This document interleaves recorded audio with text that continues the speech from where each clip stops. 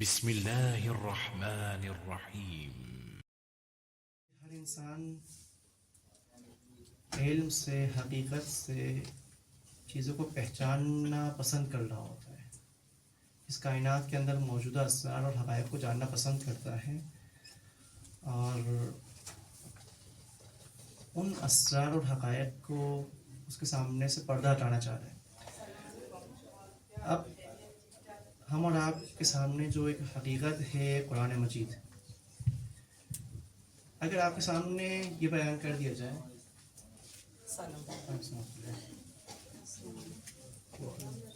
اگر آپ کے سامنے یہ بیان کر دیا جائے کہ آپ قرآن مجید کو جاننے کی اجازت نہیں رکھتے، قرآن کو نہیں سمجھ سکتے، کون قرآن کو سمجھ سکتا ہے؟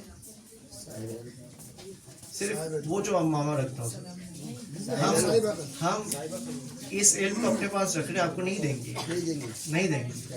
اگر ہم نے یہ دعویٰ کر لیا تو آپ پر کتنا گناہ گزرے گا. یقیناً آپ پر گناہ گزرے گا، مشکل ہوگی کہ یہ کیسی بات. اسلام آیا سب کے لیے، اور آپ نے اس علم کو اپنے پاس رکھ لیا، دوسروں کو نہیں پہنچا رہے. یہ تو ظلم ہے نا. آپ پر ظلم ہے، ہم پر ظلم نہیں. ہم تو البتہ ہم بھی پیدائشی صاحب امامہ نہیں تھے، بعد میں امامہ پہ.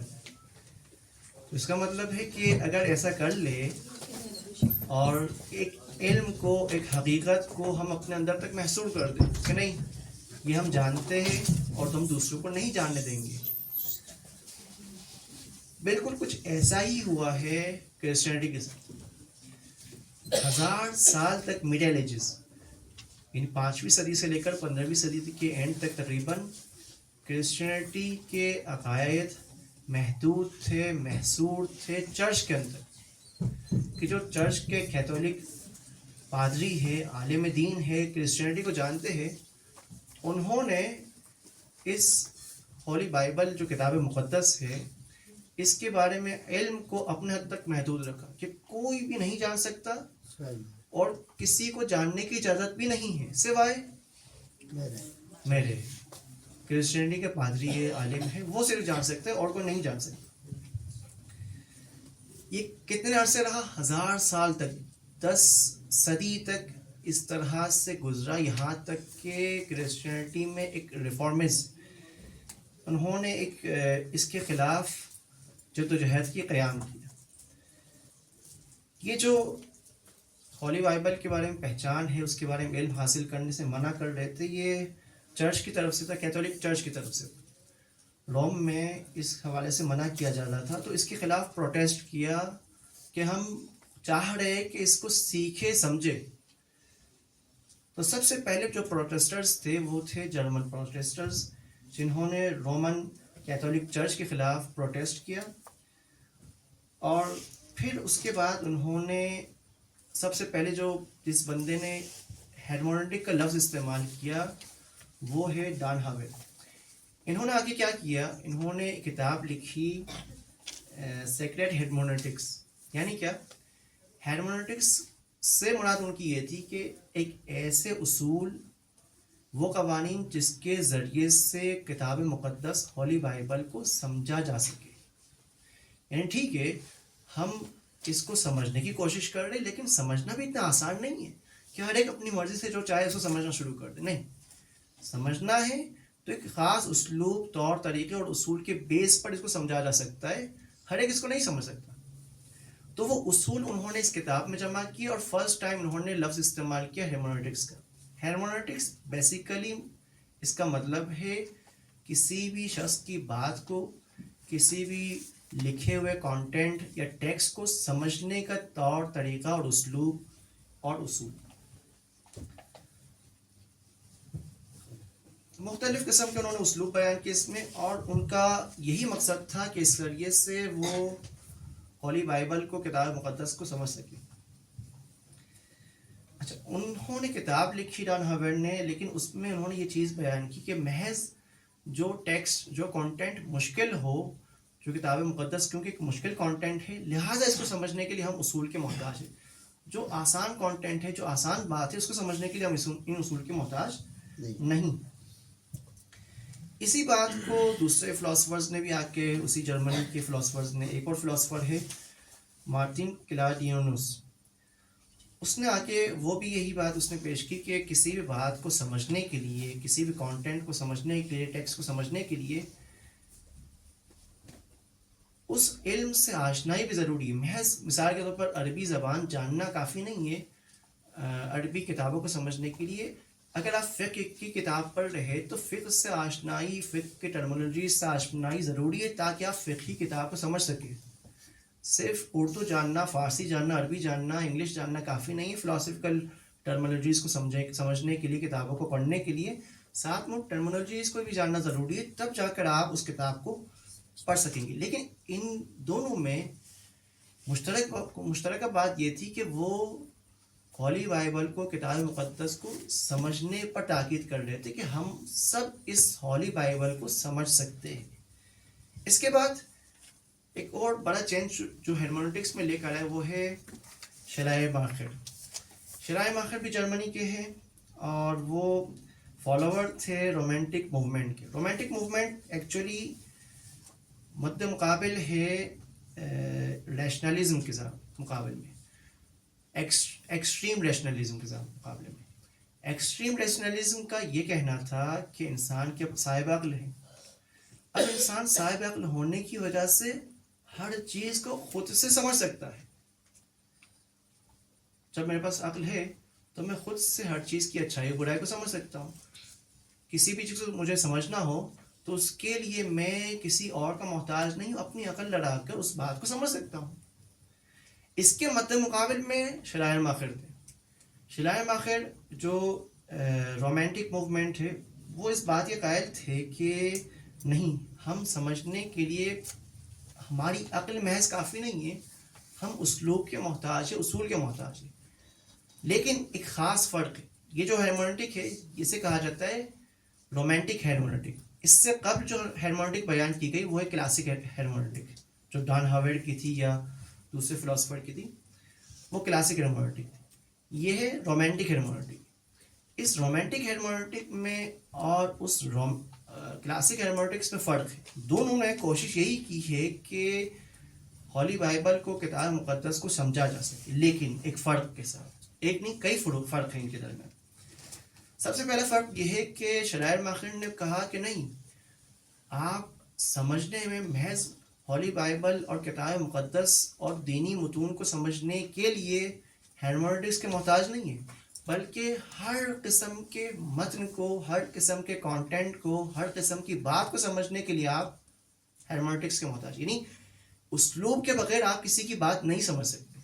آپ نے وہ خاص اسلوب اپنانا ہے. اس کے بعد کسی بھی انسان، چاہے وہ مقدس کتاب ہو، چاہے وہ عام انسان ہو، چاہے وہ سائنسدان ہو، کسی کی بھی بات سمجھنا ہے اس کے لیے آپ نے ان خاص اسلوب کو اپنانا ہوگا. یہ اس کا کہنا تھا. اور اس کے علاوہ اس نے ایک اور بھی بات اس میں ایڈ کی، اور وہ کیا کہ محض اسلوب اور گرامر جاننا کافی نہیں ہے. اصول کو جاننے کے ساتھ ساتھ جو بندہ رائٹر ہے، جس نے کانٹینٹ لکھا ہے، جس نے ٹیکسٹ لکھا ہے، جو بندہ آپ کو یہ بات بیان کر رہا ہے، محض اس کی بات سننا کافی نہیں ہے، محض اس کے کانٹینٹ کو پڑھ لینا کافی نہیں ہے، بلکہ اس کے جذبات سے بھی آشنا ہونا ضروری ہے. اس کے جذبات کو آپ جانیں گے تو بہتر طور پر اس کے مقصد تک پہنچ سکیں گے کہ وہ بولنا کیا چاہ رہا تھا، وہ بیان کیا کرنا چاہ رہا تھا. اس کی بات کو آپ نہیں سمجھ پائیں گے جب تک کہ آپ اس کے جذبات سے آشنا نہیں ہو. اور جذبات سے آشنا ہونے کا بھی طریقہ کیا ہے؟ جذبات سے آشنا ہونے کا بھی طریقہ کار یہ ہے کہ آپ اس کی لائف کو جانیں، اس کی زندگی نامہ کو پڑھیں، اس کے بارے میں جانیں. اس کے بارے میں جان کر آپ اس کی بات کو سمجھ پائیں گے. جب تک آپ اس کے بارے میں نہیں جانتے، اس کی بات کو بھی صحیح سے نہیں سمجھ پائیں گے. تو گویا ہر انسان ایک غلط فہمی کا شکار ہے جب تک کہ وہ بات بیان کرنے والے کو صحیح سے نہیں پہچانتا. سیریس انسان مس انڈرسٹینڈنگ کا شکار ہے، دوسرے کی بات سمجھ ہی نہیں پا رہا. سمجھنے کے لیے اس کو ان اسلوب کو اپنانا ہوگا. اسلوب میں یہ ہے کہ اس شخص کی جو بات کر رہا ہے اس شخص کو پہچاننے کی ضرورت ہے، تب جا کے اس کی بات کو وہ بہتر طور پر سمجھ سکے گا. تو خلاصتاً یہاں تک یہ بات بیان ہوئی کہ ہرمنوٹکس یعنی کسی بھی بات کو، کسی بھی کانٹینٹ کو، کسی بھی ٹیکسٹ کو سمجھنے کا اسلوب، طریقہ. بیسیکلی اس کام کو انہوں نے اسٹارٹ کیا تھا تاکہ ہولی بائبل کو سمجھ سکے پھر انہوں نے اس کے اندر عمومیت لے کر آئے اور ہر قسم کی بات کو انہوں نے اس پہ شامل کر لیا کہ کسی بھی انسان کی بات سمجھنی ہو، کسی بھی انسان کی بات پڑھنی ہو، آپ نہیں سمجھ سکتے جب تک کہ آپ ہیرمونیٹکس کو استعمال نہیں کریں گے. یہ اسلوب ہیرمونیٹکس کا جو 17ویں صدی میں اسٹارٹ ہوا ڈان ہاورڈ کے ذریعے سے، 20ویں صدی میں ایک ایسے مقام پر پہنچا جہاں پر بالکل ہیرمونیٹکس میں یو ٹرن آ گیا. اور وہ یو ٹرن کیا تھا؟ وہ یو ٹرن تھا ہائیڈگر. 20ویں صدی میں ہائیڈگر نے آ کر ایک خاص یو ٹرن ایجاد کیا اس ہیرمونیٹکس میں. وہ کیا تھا؟ ہائیڈگر نے جہاں پر آ کے یہ بیان کیا کہ اس سے پہلے ہیرمونیٹکس کسی بھی بات کو سمجھنے کا اسلوب تھا، طریقہ تھا، آپ اس بات کو سمجھنا چاہ رہے تھے. اس نے ہیرمونیٹکس کا موضوع ہی تبدیل کر دیا کہ ہیرمونیٹکس جہاں پر پہلے آپ ان اسلوب کو اپناتے تھے، ان اصول کے ذریعے سے اس بات کو سمجھنے کی کوشش کرتے تھے، اب ہیرمونیٹکس کے ذریعے سے خود سمجھنے پر سوالی نشان اٹھ رہا کہ کیا سمجھنا ممکن ہے یا ممکن نہیں ہے. کیا ہر ایک کی سمجھ ایک جیسی ہے؟ یہ ایک انسان کی سمجھ دوسرے انسان سے مختلف ہے. کیا اس ثابت حقیقت تک رسائی ممکن ہے یا نہیں ہے؟ اس نے مکمل طور پر ہیرمونیٹکس کا جو موضوع اب تک چل رہا تھا وہ تبدیل کر دیا. اور پھر اسی کام کو آگے بڑھایا اس کے شاگرد نے، گادامر نے، ہانس گیورگ گادامر، جو کہ جرمن فلاسفر ہے. اور پھر ایک نئی ہیرمونیٹکس پیش کی، فلاسفیکل ہیرمونیٹکس. اس سے پہلے دو ہیرمونیٹکس تھی، کلاسیکل ہیرمونیٹکس اور رومانٹک ہیرمونیٹکس. یہاں پر اس نے گادامر نے ایک نئی ہیرمونیٹکس پیش کی، فلاسفیکل ہیرمونیٹکس. گویا کہ خود سمجھنے پر، انڈرسٹینڈنگ کے اوپر سوال نشان کہ کیا سمجھنا ممکن ہے؟ کیا ہم ایک جیسے سمجھتے ہیں؟ جو چیز آپ بات سمجھ رہے کیا وہی بات میں نے سمجھی ہے؟ ان کی ہیرمونیٹکس 5 اصول پر مبتنی ہے. سب سے پہلا اصل ان کا یہ ہے کہ پری ججمنٹ کے بغیر انسان کسی بھی شخص کی بات کو نہیں سمجھ سکتا. کوئی بھی کانٹینٹ آپ نے پڑھنا ہے، کسی بھی چیز کے بارے میں آپ نے اس بات کو سمجھنا ہے، اس کو آپ نہیں سمجھ سکتے، نہیں جان سکتے جب تک کہ آپ اپنے پری ججمنٹ کو استعمال نہیں کریں گے. پری ججمنٹ مینس میرے پاس آپ کو ایک بات بیان کر دیں، مجھے، میں آپ کی بات کو سننے سے پہلے کچھ معلومات میرے پاس حاضر ہیں، میں کچھ چیزوں کو جانتا ہوں. آپ کے بارے میں کچھ میرے جذبات ہیں، آپ سے محبت کرتا ہوں، خدا نخواستہ دشمنی کرتا ہوں، جذبات میرے اندر ہیں، آپ کی طرف راغب ہوں، یا میرا ایک خاص مذہب ہے، خاص عقیدہ ہے، اس خاص مذہب اور عقیدے کو لے کر میں آپ کی بات سن رہا ہوں. مثال کے طور پر آپ سنی شیعہ ہے یا مسلمان ہے اور میں غیر مسلم ہوں، مثال کے طور پر، تو میں خاص پوائنٹ آف ویو لے کر آپ کی بات سنوں گا. گادامر کا یہ کہنا تھا کہ انسان پری ججمنٹ کے بغیر کسی بھی شخص کی بات کو نہیں سن سکتا، نہیں سمجھ سکتا، نہیں پڑھ سکتا. پڑھنا ہے، سمجھنا ہے، سننا ہے تو پری ججمنٹ کے ذریعے سے انسان کسی بھی شخص کی بات کو سنتا ہے اور پھر اسی کے مطابق وہ انسان اس بات کو سمجھتا ہے. جب ہر ایک انسان اپنی پری ججمنٹ کے ذریعے سے کسی انسان کی بات کو سنے گا تو اس انسان کی سمجھ دوسرے انسان سے مختلف ہوگی، کیونکہ دونوں کی پری ججمنٹ مختلف ہے، دونوں کے علوم میں فرق پایا جا رہا ہے. میں خاص علم کا مالک ہوں، آپ کے پاس زیادہ علم موجود ہے، میرے ایک خاص جذبات ہے، آپ کے الگ جذبات ہیں، میرا ایک خاص عقیدہ ہے، آپ کا خاص الگ عقیدہ ہے. تو جو بات آپ سمجھیں گے اور جس بات کو میں سمجھ رہا ہوں اس میں فرق پایا جائے گا. آپ کچھ سمجھیں گے، میں کچھ اور سمجھوں گا، دونوں کی سمجھ میں فرق پایا جائے گا. سب کی سمجھ سیم نہیں ہو سکتی، بلکہ اس سے بالا تر جتنے انسان ہیں، جتنے سننے والے، جتنے پڑھنے والے ہیں، ان کی تعداد کے مطابق لوگوں میں مختلف قسم کی سمجھ پائی جا رہی ہے. کوئی دو انسانوں کی سمجھ سیم نہیں ہے. آپ قرآن پڑھ رہے، میں قرآن پڑھ رہا ہوں، آپ رسول کی روایت پڑھ رہے، میں رسول کی روایت پڑھ رہا ہوں، لیکن آپ کی سمجھ میں اور میری سمجھ میں جو بات آپ سمجھ رہے ہیں اور جو بات میں سمجھ رہا ہوں اس میں فرق. آپ اپنی بات میرے اوپر تحمیل نہیں کر سکتے کہ تم اس بات کو ہر صورت میں مانو، نہیں.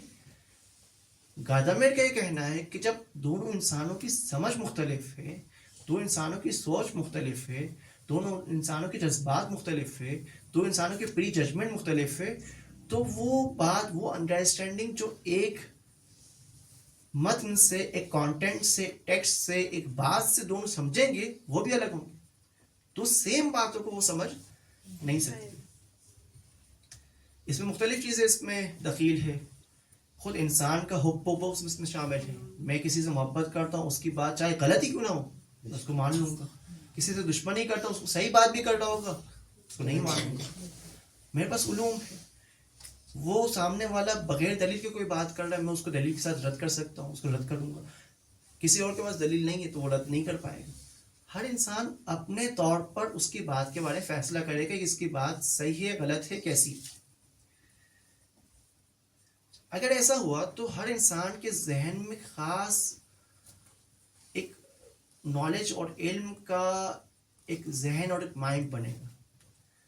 اب میں اس خاص مائنڈ کے ساتھ, ایک خاص ہاریزن کے ساتھ, افق کے ساتھ اس بات کو سمجھنے کی کوشش کروں, اور پھر اگلی باتوں کو بھی اسی پچھلی معلومات کے بیس پر سمجھوں گا. نئی معلومات جو آ رہی ہیں, میں نے جس طریقے سے ان پچھلی معلومات کو سمجھا, اسی کے مطابق اس کو سمجھنے کی کوشش کروں گا, اس پر اس کو جج کرنے کی کوشش کر سکوں گا.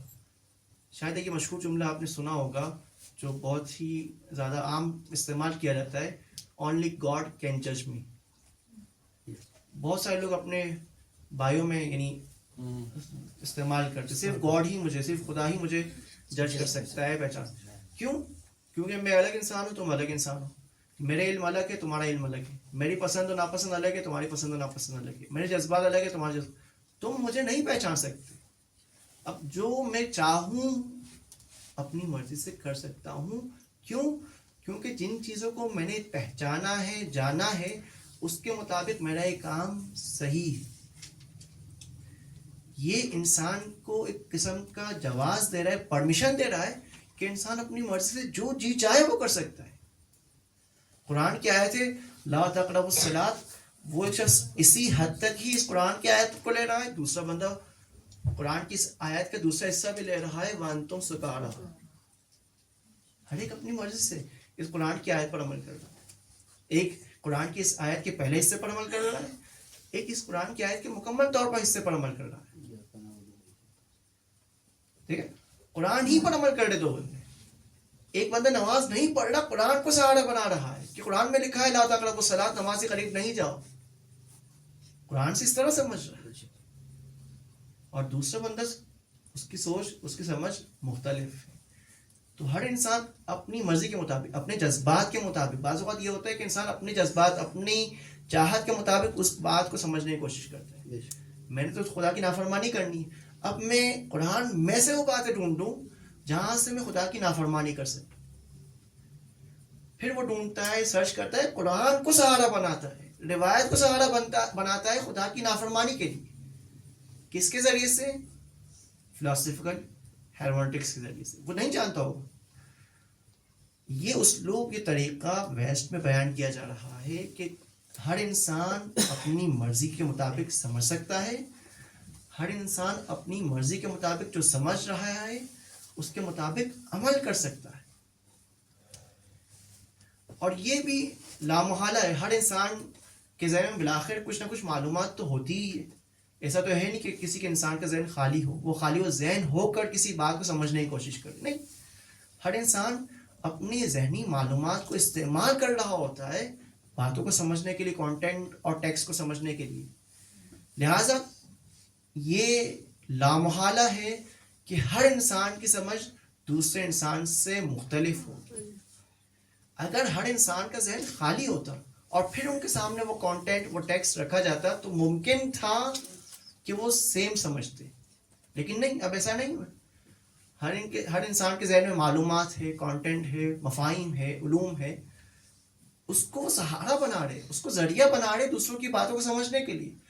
جب ذریعہ ہی الگ الگ ہے تو بات بھی وہ الگ الگ ہی سمجھیں گے, سیم بات نہیں سمجھ سکتے.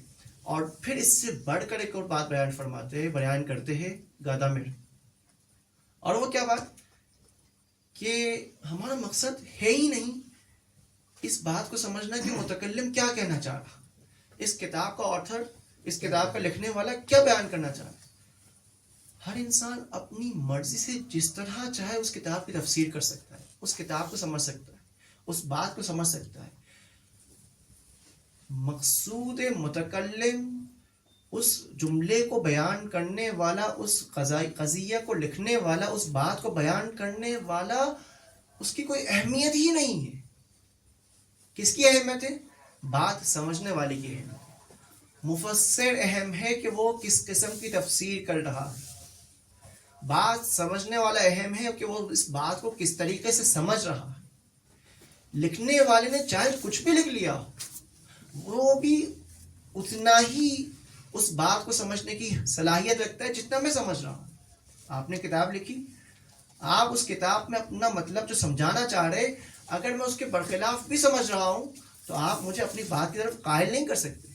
میں نے جو سمجھا وہ صحیح ہے. ہو سکتا ہے بے شک آپ کی سمجھ مختلف ہو, آپ کچھ اور بیان کرنا چاہ رہے ہو. آپ کا سمجھ آپ کے لیے مبارک, میری سمجھ میرے لیے. میں اپنی سمجھ کے مطابق اس بات کو سمجھنے کی کوشش کروں گا, اس بات کو تفسیر کرنے کی کوشش کروں گا. ہر انسان کی تفسیر جدا تو ہے ہی. اس آتھر, اس متکلم کی بات کی کوئی حیثیت نہیں ہے ایز اے متکلم, کہ اگر متکلم ہے میں اس سے کہوں کہ تم مجھے اپنی بات سمجھو. نہیں, اس نے اپنا جملہ بیان کر دیا, اب تم نے جو سمجھا وہ حق ہے, وہ تمہارے لیے سچ ہے. چاہے وہ بیان کرنے والا وہ بات نہیں بیان کرنا چاہ رہا تھا, وہ کچھ اور بیان کرنا چاہ رہا تھا, لیکن اگر ہم نے غلط سمجھ بھی لیا ہے تو متفسر ملا کے کرائٹیریا سمجھنے والا ہے, کرائٹیریا بولنے والا نہیں ہے. جس نے جو سمجھا اس کی وہ بات صحیح ہے, اس کو سمجھ میں آ گئی.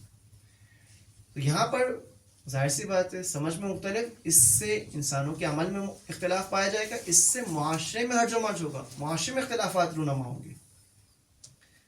اور پھر ایک آخری اصل جو بیان کرتے ہیں, ہیرمونیٹیکل سرکل.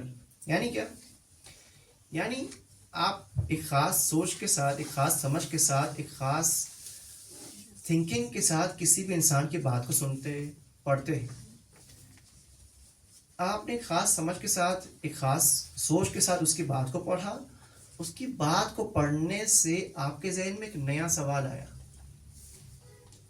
آپ نے اس سوال کو پیش کیا, اس کا جواب اسی کانٹینٹ سے, اسی ٹیکسٹ سے حاصل کیا. اب آپ کی معلومات میں اضافہ ہو گیا. اب آپ جب نیکسٹ ٹائم دوبارہ سے اسی کانٹینٹ کو پڑھیں گے تو جو فرسٹ ٹائم آپ پڑھ رہے تھے اور اب جو پڑھ رہے, ان دونوں میں فرق پایا جا رہا. آپ کی معلومات میں اضافہ ہو چکا ہے. اب جب آپ کانٹینٹ کو دوبارہ پڑھیں گے اور جو نئی چیزیں باتیں سمجھیں گے, اگر یہ باتیں وہ پرانی باتوں سے تضاد میں بھی ہے تو جو ریسنٹلی آپ نے سمجھا ہے, پڑھا ہے, وہی درست ہے. گویا کہ ایک انسان کے لیے بھی حق ثابت نہیں ہے. 10 دفعہ وہ اس کتاب کو پڑھے گا, 10 دفعہ وہ الگ بات سمجھے گا, آخری دفعہ جو اس نے بات سمجھی ہے اس کے لیے وہی بات سچ ہے. خود ایک انسان کے لیے بھی ایک بات ثابت نہیں, دوسروں تو درکنار, خود ایک انسان کے لیے بھی وہ بات ثابت نہیں ہوتا ہے. یہاں تک کلیئر ہے؟ ظاہر واضح ہے انشاءاللہ. اس کے اوپر رد بیان کر سکتے ہیں آپ؟ اس کو رد کیسے کریں گے؟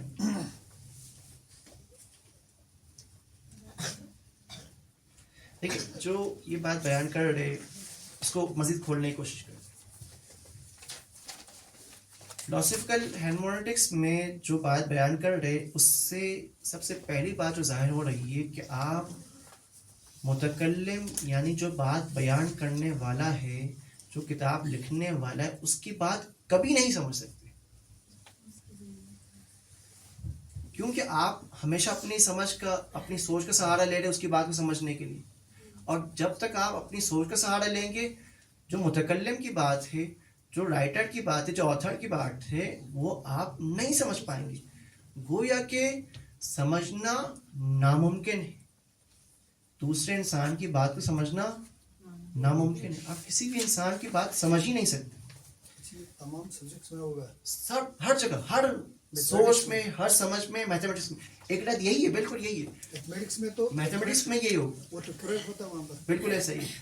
ہم ایک جو نقد تنقیدی جائزہ اس کا لیتے ہیں یہی ہے کہ بعض ایسے سینٹینسز ہے، بعض ایسے علوم ہے جہاں پر ایسے سینٹینسز پیش کیے جاتے ہیں، ایسے جملات بیان کیے جاتے ہیں کہ جو طول تاریخ میں ثابت ہے.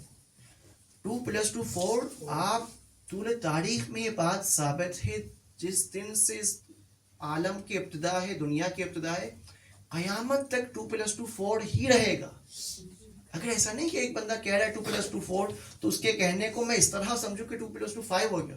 نہیں، بہت سارے ایسے علوم ہیں کہ جن کے اندر ثابت اور بدیہی علوم پائے جا رہے ہیں، جیسے علم میتھمیٹکس میں، جیسے علم منطق میں، لاجک میں آپ قضیہ استعمال کر رہے کہ نقیضین کا اجتماع محال ہے. نقیضین کا اجتماع سے کیا مراد ہے؟ دو اپوزٹ چیز کا آپس میں جمع ہو جانا محال ہے. دن و رات کا آپس میں جمع ہو جانا محال ہے. اب دن و رات کا آپس میں جمع ہو جانا محال ہے، یہ ہر انسان سمجھ رہا ہے، یہ بدیہیات میں سے یہ ہر انسان اس کو مانتا ہے، ایکسیپٹ کرتا ہے. ایسا نہیں کہ اگر کوئی شخص کہہ رہا ہے تو ہم اس کو الٹ سمجھو، نہیں، اس کے کہنے کے مطابق اس کا یہ مطلب ہے کہ نہیں، دن و رات ساتھ میں جمع نہیں ہو سکتے، دونوں ساتھ میں رفع بھی ہو سکتے کہ ایک وقت میں دن بھی نہ ہو رات بھی نہ ہو. یہ محال ہے، نہیں ہو سکتا، پاسبل نہیں ہے.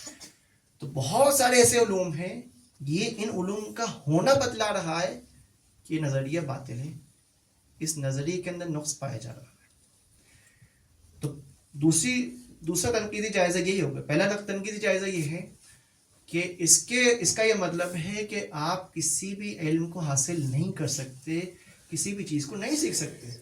وہ بات جو سکھا رہا ہے، وہ بات جو بیان کر رہا ہے، آپ تو وہ بات نہیں سمجھ رہے، آپ کچھ اور سمجھ رہے. اس کا یہ مطلب ہوا کہ تفہیم، مفاہمہ، مکالمہ، گفتگو کا راستہ ہی بند کر دیا آپ نے. آپ کسی سے گفتگو کر ہی نہیں سکتے.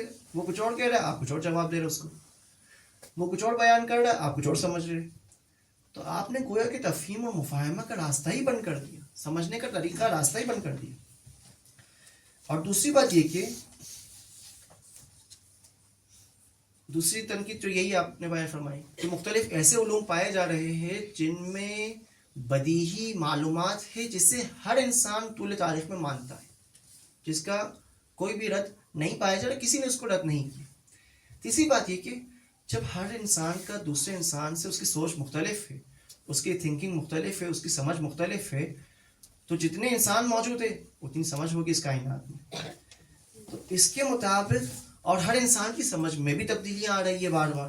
ایک انسان 10 مرتبہ اس بات کو سمجھے گا، اس بات کو پڑھے گا، اس بات کو سنے گا، 10 الگ الگ قسم طریقے سے اس کو سمجھے گا.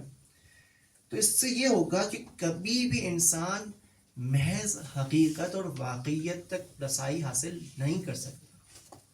اگر اس کائنات کا ستون ہی حق ہے، حقیقت ہے، اس کائنات کو حق کے بیس پر قائم کیا گیا ہے، تو وہ اس کائنات کو نہیں سمجھ سکے گا، اس کائنات کی حقیقت کو نہیں سمجھ سکے گا. اور اس کا سر انجام کیا ہوگا؟ اس نظریے کا سر انجام ہے نسبیت. نسبیت مینس کہ ایک چیز کو آپ حق سمجھیں گے، اسے میں باطل سمجھ رہا ہوں. جس چیز کو میں حق سمجھ رہا ہوں اسے آپ باطل سمجھیں گے. کوئی بھی تو انسان واحد چیز کو حق نہیں سمجھ سکیں گے، اور بلکہ ان دونوں میں سے کوئی بھی حق تک رسائی حاصل نہیں کر سکے گا. کوئی بھی انسان حق کو نہیں پہچان سکے گا. وہ شخص کہے گا میں حق پر ہوں، دوسرا کہے گا میں حق پر ہوں، جبکہ ان دونوں میں سے کوئی بھی حق پر نہیں ہوگا. جب اس نے حقیقت کو ہی نہیں پہچانا ہے، حق کو سمجھنے کا راستہ ہی بند کر دیا ہے، تو وہ ان دونوں میں سے کوئی بھی حق کو جو ہے اس کے مطابق نہیں سمجھ سکے گا. گویا کہ ہرمنوٹکس میں، فلاسفیکل ہرمنوٹکس میں متعدد فہم اور افہام کو ترجیح دیا جا رہا ہے حق فہم پر. حق کو سمجھنا ملا کو معیار نہیں ہے، مختلف سمجھنا ملا کو معیار قرار پا رہا ہے کہ وہ انسان الگ سمجھ رہا ہے، میں الگ سمجھ رہا ہوں.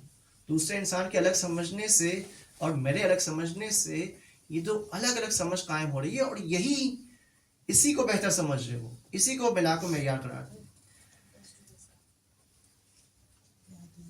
اس پر مزید اور ہم تنقید کیا کر سکتے ہیں؟ جو یہ بتا رہا ہے ہیروڈس بتا رہا ہے یہ جو ہاں وہ صحیح ہے، اس کے کیا صحیح ہے؟ ہاں بالکل یہی ہے hermeneutics, philosophical hermeneutics, self demolition. وہ گویا اپنی بات کو خود توڑ رہا ہے. کیسے؟ وہ جو یہ جملہ بیان کر رہا ہے, ہاں ایگزیکٹلی یہی بات کہ ہم آپ کی بات کو دادا میں ہم آپ کی بات کو کیوں مانیں. جب آپ کہہ رہے کہ ہر بات دوسرا انسان اپنی مرضی سے سمجھ سکتا ہے, تو وہ جو آپ کا مخالف ہے, جس طرح آپ کی بات سچ ہے تو اس کی بات بھی سچ ہوگی. یہ جملہ جو آپ کہہ رہے کہ ہر انسان کی سمجھ مختلف ہے, کوئی بھی انسان اس حق تک نہیں پہنچ سکتا, یہی جملہ آپ کا حقیقت ہے کہ نہیں ہے؟ اگر حقیقت مان لے تو آپ نے اپنے ہی جملے کے لیے ایک حقیقت کو مان لیا, ایک استثناء مان لیا. یہ ایکسیپشنل کیس ہو گیا, ایک استثناء ہو گیا. اور اگر آپ کہہ رہے کہ حقیقت تک رسائی ممکن نہیں ہے, تو پھر میں آپ کے اس جملے کو بھی حقیقت نہیں تصور کروں گا. اگر حقیقت ہے تو کم از کم میں نے اس جملے کی حقیقت تک رسائی حاصل کر لی. اس کا یہ مطلب ہے کہ حقیقت تک رسائی ممکن ہے. سیلف ڈیمولش کا کیا مطلب ہے کہ ان کا جملہ خود ہی ان کو توڑ رہا ہے. کیسے؟ وہ جملہ یہ بیان کر رہے کہ انسان حقیقت تک نہیں پہنچ سکتا. صحیح. اب ہم ان سے یہی سوال پوچھیں گے کہ آپ جو کہہ رہے کہ انسان حقیقت تک نہیں پہنچ سکتا, آپ کو یہی جملہ, یہ جملہ سچ ہے یا نہیں ہے؟ اگر یہ جملہ سچ ہے تو میں اس حقیقت تک پہنچ گیا, اس جملے کی حقیقت تک پہنچ گیا. پھر جو آپ نے کہا تھا کہ انسان حقیقت تک نہیں پہنچ سکتا, انسان تو حقیقت تک پہنچ گیا. اس کو ماننا ہی حقیقت. اور اگر ہم اس جملے کو نہ مانیں, یعنی کہے کہ ہم حقیقت تک نہیں پہنچ سکتے, تو اس جملے کی حقیقت تک پر ہم نہیں پہنچ سکتے. اس جملے کو بھی ہم انکار کر دیں گے. تو دونوں صورتوں میں جملہ انکار ہو رہا ہے. سیلف ڈیمولشن, یہ اپنا آپ کو توڑ رہا ہے. دوسری بات یہ کہ گادامیر کے کہنے کے مطابق ہر انسان اپنے مطابق سمجھ رہا ہے, سوچ رہا ہے. تو اس صورت میں ہر انسان کی سوچ اپنی جگہ پر ویلیویبل ہے. آپ اس صورت میں ایک عالم شخص کی سمجھ کو جاہل کے برابر قرار دے رہے ہیں, جبکہ عالم کی سمجھ کا لیول, میں مثال کے طور سائنس نہیں جانتا, میڈیکل کے بارے میں نہیں جانتا. اب کوئی جملہ میرے سامنے میڈیکل کا استعمال کرے, میں اس کو نہیں سمجھ سکوں گا. وہ جو ڈاکٹر ہے, وہ جو اس فیلڈ کا ماہر ہے, وہ اس جملے کو بہتر طور پر سمجھ سکے گا. کیا میری سمجھ اور اس کی سمجھ برابر ہے؟ ایک عالم کی سمجھ اور ایک جاہل کی سمجھ برابر ہو سکتی ہے؟ جاننے والا اور نہ جاننے حال یستوی الذین یعلمون والذین لا یعلمون, کیا جاننے والا اور نہیں جاننے والا برابر ہو سکتا ہے؟ اس کے علاوہ یونیورسل ٹروتھ ہے کچھ چیزیں, بالکل. اس کو تو جناب ماننا ہے نا, اس کا انکار نہیں کر نہیں کر سکتے. سکتا کوئی. آپ دلیل لا رہے, دلیل لانے کا یہ مطلب ہے کہ آپ دلیل لانے کو پاسبل تصور کر رہے ہیں اور اس دلیل کو پیش کر رہے ہیں. اس کا مطلب ہے کہ آپ کی دلیل وہ دوسرے بندہ سمجھ بھی سکتا ہے. اسی بیس پر آپ اپنی دلیل پیش کر رہے ہیں کہ دوسرا بندہ اپنی دلیل, آپ کی دلیل کو سمجھے گا, تبھی تو پیش کر رہے. اگر سامنے والے کے اندر یہ سمجھ نہیں کہ آپ کی اس بات کو سمجھ سکے, تو آپ کیوں پیش کر رہے اس جملے کو؟ پیش ہی نہ کریں. آپ کے پیش کرنے کا فائدہ وہ الگ چیز سمجھے گا. جو آپ بیان کرنا چاہ رہے وہ آپ کی سمجھ کو نہیں سمجھ سکتا, تو آپ بیان ہی کیوں کر رہے؟ اس کے علاوہ دلیل کے اندر آپ جہاں پر بھی دلیل استعمال کر رہے ہو, مقدمات استعمال کر رہے ہو تاکہ نتیجے تک پہنچے. گویا کہ مقدمات علت قرار پا رہے ہوتے ہیں اس نتیجے تک پہنچنے کے لیے. اس علت المعلول کے نظام کو آپ اپنے جملات کے اندر بھی مان رہے ہیں. ٹھیک ہے, اس نظام کے اندر بھی اپنے جملات میں بھی اس بات کو مان رہے کہ دلیل کے لیے مقدمات بیان کیے جا رہے ہوتے ہیں. کسی نتیجے تک پہنچنے کے لیے مقدمات بیان کرنا ضروری. مقدمات کے بغیر نتیجے تک نہیں پہنچا جا سکتا. ان مقدمات کو نتیجے تک پہنچنے کے لیے آپ ذریعہ قرار دے رہے ہیں. اس بات کے اوپر دلیل ہے یہ خود کہ آپ مقدمات کو تصور کر رہے ہیں, مقدمات کو دلیل مان رہے ہیں, علت مان رہے ہیں نتیجے تک پہنچنے کے لیے. یہ خود ایک پروسیس ہے. اس پروسیس کو آپ ایکسیپٹ کر رہے ہیں اور اس پروسیس کے تحت آپ اپنی دلیل پیش کر رہے ہیں.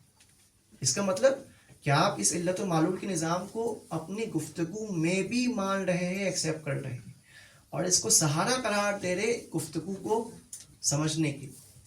تو بہت سارے ایسے علوم, بہت ساری ایسی باتیں جو بدیہیات ہیں, بدیہیات سے ہٹ کر یہ کاز اینڈ افیکٹ کا نظام, اس کاز اینڈ افیکٹ کے نظام کے بغیر آپ اپنی زندگی نہیں گزار سکتے. اپنے جملات کو بیان نہیں کر سکتے. خود آپ کا جملہ بیان کرنا بتلا رہا ہے کہ آپ جملہ بیان کر رہے ہیں، اس سے پہلے آپ نے اپنے وجود کو مانا ہے، سامنے والے کے وجود کو مانا ہے، اور پھر جا کر تفہیم اور تفاہم کے لیے جملہ بیان کیا. اس سے قبل کہ آپ اس جملے کو بیان کریں، آپ نے خود اس بات کا اقرار کر لیا، پریکٹیکلی عملی میدان میں آپ نے اقرار کر لیا کہ میں سمجھ بھی سکتا ہوں، سمجھا بھی سکتا ہوں، تبھی تو سمجھا رہا ہوں. اگر سمجھانا ممکن نہ ہوتا تو میں نہیں سمجھاتا. اور ایک اور اس کے اوپر جو کیا جا سکتا، تنقید کی جا سکتی، وہ یہ کہ ہر انسان اپنی زندگی میں، اپنی لائف میں یہ اس نے تجربہ کیا ہے، یہ فیل کیا ہے کہ میں نے اپنی زندگی میں غلطیاں کی. کوئی انسان ہے جس نے غلطیاں نہ کی ہو اپنی زندگی میں؟ اس غلطیوں کو ہر انسان نے فیل کیا ہے. مینز علم حضوری سے جانا ہے. آپ کے سامنے علم حضوری کی وضاحت ہو چکی پہلے. علم حضوری اس علم کے برخلاف ہے جو میرا علم اس مارکر کے بارے میں اس مارکر کے بارے میں علم اس مارکر کی تصویر کے ذریعے سے حاصل کر رہا ہوں. لیکن میرا علم اپنے بارے میں علم حضوری ہے، بغیر واسطے کے. میں اس مارکر کے بارے میں علم، اس میں خطا پایا جا سکتا ہے، لیکن میرا علم اپنے بارے میں اس میں خطا ممکن نہیں ہے. کیسے؟ علم اصولی میں خطا کیسے؟ جیسے آپ ہوائی جہاز کو آسمان میں دیکھتے اتنا چھوٹا سا نظر آ رہا ہے، کیا وہ اتنا چھوٹا سا ہی ہے؟ نہیں، آپ کے دیکھنے میں غلطی ہو جاتی ہے. علم حصولی میں خطا کا چانس پایا جا رہا ہے، علم حضوری میں نہیں. میں علم حضوری سے اپنا آپ کو پا رہا ہوں، اور اس بات کو بھی میں نے فیل کیا ہے کہ میں نے اپنی لائف میں مختلف چیزوں کو جو جانا ہے ان میں سے بعض چیزیں غلطی بھی تھی. ایسا نہیں کہ ہر سمجھ میری صحیح تھی، میرے اندر غلط سمجھ بھی آئی ہے. اس چیز کو میں علم حضوری جان رہا ہوں. اگر اس کرائٹیریا کو صحیح مان لیا جائے، کس کو؟ ہیرمونیٹکس، فلاسفیکل ہیرمونیٹکس کو صحیح مان لیا جائے، اس کے مطابق انسان کی زندگی میں کہیں بھی غلطیاں نہیں آنی چاہیے. جو انسان تصور کر رہا ہے، جس چیز کو انسان سمجھ رہا ہے، وہ صحیح ہے. تو کبھی بھی انسان کے ذہن میں یہ غلطی کا تصور آنا ہی نہیں چاہیے. غلطی کا تصور آنا بتلا رہا ہے کہ اس کا مطلب ہے کہ میری سوچ مختلف ہے، میری سوچ میں غلطیاں ممکن ہیں. میں جو سمجھنا چاہ رہا تھا، میں جو واقعیت اور حقیقت کو سمجھنا چاہ رہا تھا، اس تک میں نہیں پہنچ پایا. میں جس بندے کی بات سمجھنا چاہ رہا تھا، اس بات کو میں نہیں سمجھ پایا، تبھی غلطیاں ہو رہی ہیں. اس سے بڑھ کر انسان، ٹھیک ہے ہم صاحب عقل ہیں، لیکن کیا محض صاحب عقل ہونا کافی ہے ہمارے لیے تاکہ ہم ہر چیز کو سمجھ سکیں؟ کیا ہم اپنی عقل سے ہر چیز کو سمجھ سکتے ہیں؟ ظاہر سی بات ہے، ہم اپنی عقل سے ہر چیز کو نہیں سمجھ سکتے. انسان اپنی عقل سے جان رہا ہے کہ ہر چیز کو نہیں جانتا، سمجھ رہا ہے کہ ہر چیز کو نہیں سمجھ پا رہا. اب جب انسان اپنی عقل سے جان رہا ہے کہ ہر چیز کو نہیں جان سکتا، شراب و شربت دونوں کو انگور سے بنایا گیا ہے، ان میں سے کون سا حلال ہے کون سا حرام ہے، میں اپنی عقل سے فیصلہ نہیں کر سکتا. اس کا مطلب ہے کہ میں کسی بتانے والے کا محتاج، ایکسپرٹ کا محتاج ہوں، جو آئے مجھے میری زندگی میں جو بہت ساری چیزیں جن کو میں نہیں سمجھ پا رہا ہوں بتائیں. یہ وہ مقام ہے جہاں پر ہم نبی اور امام کے محتاج ہیں. ہم زیادہ بہتر اپنے بارے میں جانتے ہیں یا ہمارا خالق ہمارے بارے میں زیادہ بہتر جانتا ہے؟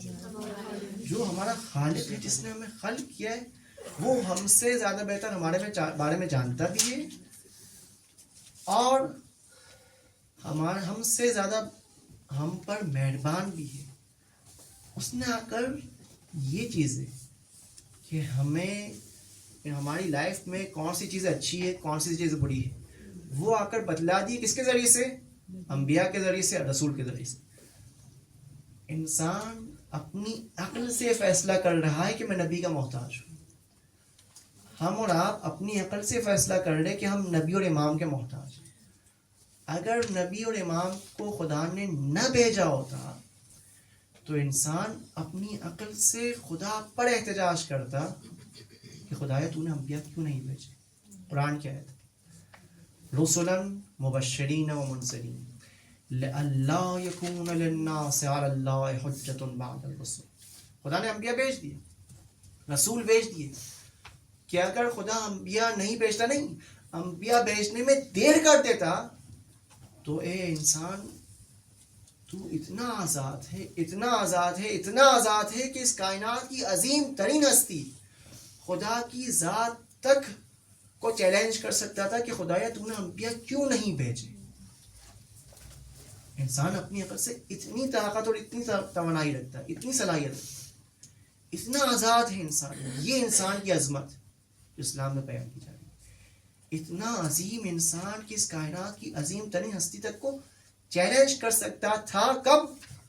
اگر خدا انبیاء نہیں بھیجتے. اب جب خدا نے انبیاء بھیج دیے ہیں, ہدایت مکمل کر دی ہے, عقل کافی نہیں تھا اس کے لیے انبیاء نے آ کر مکمل ہمیں ہدایت کر دیے. اب یہ احتجاج کا حق, اب یہ چیلنج کا حق خدا کے پاس ہے. وَلِلَّهِ الْحُجَّةُ الْبَالِغَةُ. اب خدا سوال کرے گا کہ اے انسان جب ہدایت مکمل ہو گئی تو پھر عمل کر کے کیوں نہیں دکھایا؟ تو انسانی عقل کافی نہیں تھا, اس کے لیے انبیاء آئے, انہوں نے آ کر ہمیں ہدایت کی. اور انبیاء کے ٹھیک ہے, گادامے نے کیا کہا تھا کہ جتنے بھی انسان ہیں, انسانوں کی تعداد کے مطابق انسانوں کی سوچ تو الگ ہے, سمجھ الگ ہے. 1,24,000 انبیاء ہیں, سب نے ایک ہی پیغام کیا, سب نے توحید کا پیغام دیا. کیوں؟ کیونکہ انہوں نے اس پیغام حق کو سمجھنے کے لیے الہی طریقہ اپنایا. پیغام حق کو سمجھنے کے لیے خدا کا طریقہ کیا بیان کرتا طریقہ ہے؟ قرآن مجید میں کیا ارشاد ہو رہا ہے؟ فَاسْتَمِعْ لِمَا يُوحَىٰ. انسان نے کبھی بھی کسی بھی بات کو سمجھنا ہو, قرآنک ہرمونیٹکس کیا ہے؟ قرآنک ہرمونیٹکس یہ ہے کہ انسان سب سے پہلے اپنی دانستہ چیزوں کو دانستہ ہونے کے باوجود درکنار رکھ کر محض سننے کی کوشش کرے. فَاسْتَمِعْ لِمَا يُوحَىٰ. انسان سنے. قرآن کی تلاوت کے بارے میں ہے, قرآن کی آیت جب تلاوت کی جائے وَإِذَا قُرِئَ الْقُرْآنُ فَأَنصِتُوا وَاسْتَمِعُوا لَهُ. انسان کے سامنے جب قرآن کی تلاوت کی جائے تو انسان چپ ہو جائے اور اس کی طرف متوجہ ہو. قرآن کو انسان نہیں سمجھ سکے گا جب تک کہ انسان چپ ہو کر اس کو سمجھنے کی کوشش نہ کرے. پیغمبروں نے خدا کی بات کو سمجھا. کیسے؟ قرآنی اسلوب کو اپنا کر. قرآنی اسلوب کیا ہے؟ جس اسلوب کو روایت میں بھی بیان کیا گیا. روایت میں کیا بیان کیا گیا؟ روایت میں بیان کیا گیا کسی بھی بات کو سمجھنا ہو تو سب سے پہلا اسٹیپ ہے انصات. انصات یعنی انسان چپ بیٹھے, دوسروں کے بات میں بیچ میں بولنا شروع نہ ہو جائے.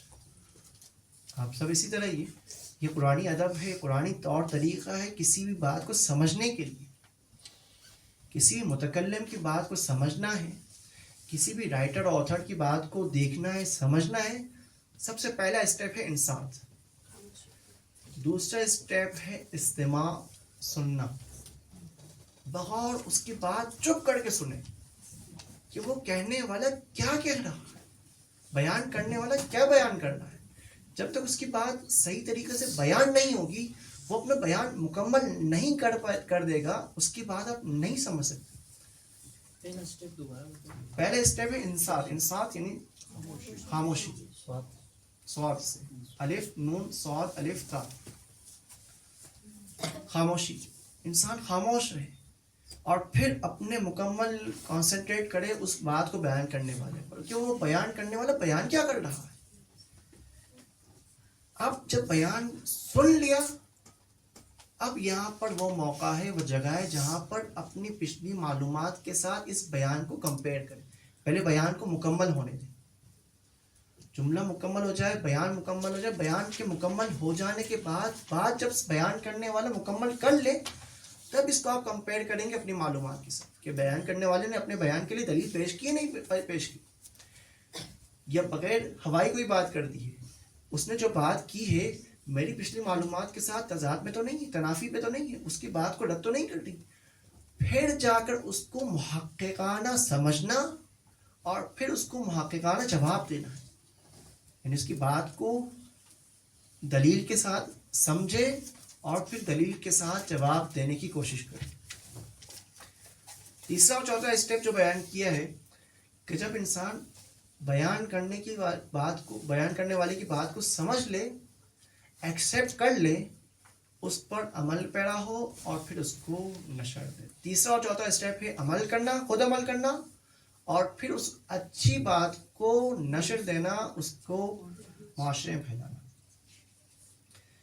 سورہ زمر کی آیت ہے 17 اور 18 نمبر کی آیت, فبشر عباد الذین یستمعون القول فیتبعون احسنہ.